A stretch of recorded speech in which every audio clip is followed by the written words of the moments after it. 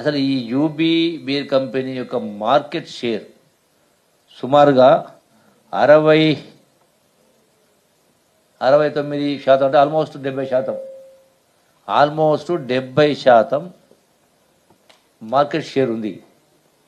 అంటే ప్రజలకు అలవాటైంది కాబట్టి, ఇంకో మాట చెప్పాలంటే ఇంగ్లీష్ అంటే మోనోపల్లి అంటాం, తెలుగులో చెప్పాలంటే గుత్తాధిపత్యం అంటాం.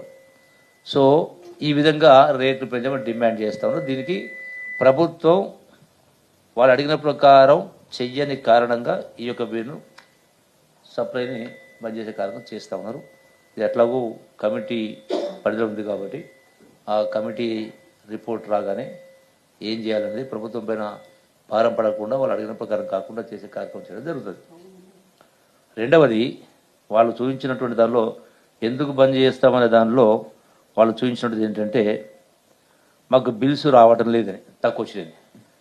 దీనికి సంబంధించి కూడా వాస్తవంగా ఈ ప్రభుత్వం వచ్చిన తర్వాత ఈ కంపెనీకి పేమెంట్ చేసినటువంటి బిల్లు అంటే ఈ ప్రభుత్వం వచ్చిన డిసెంబర్ 7, 2023 నుంచి నిన్నటి దాకా 1130,99,00,000 రూపాయలు పేమెంట్ చేయడం జరిగింది.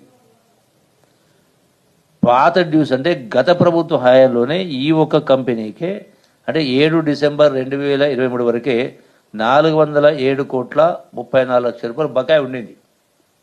అంటే మేము రెగ్యులర్గా సప్లై చేసేదానికి రెగ్యులర్ సప్లై పేమెంట్ చేస్తూ ఉన్నాం. గతంలో ఉన్న బాకీలకు కూడా రెగ్యులర్గా కొంత పర్సెంట్ అనేది వాళ్లకు పేమెంట్ చేసే కార్యక్రమం చేస్తూ ఉన్నాం. అంటే గత ప్రభుత్వం పెట్టిన బాకీలు కూడా ఇలా ఉన్నాయి చాలా పెండింగ్. రెండవది ఏంటంటే ఉన్నటువంటి ఆర్థిక పరిస్థితులు మీకు అందరికీ తెలుసు, నేను మళ్ళీ చెప్పాల్సిన అవసరం లేదు. గత ప్రభుత్వం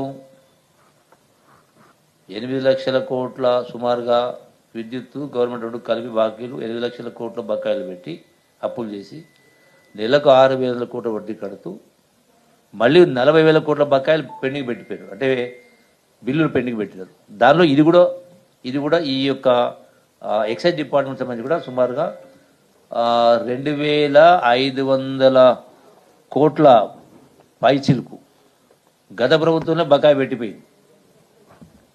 అంటే ఒక్కొక్కటిగా తీసుకుంటూ వచ్చి ఏర్పాటు చేస్తా ఉన్నాం.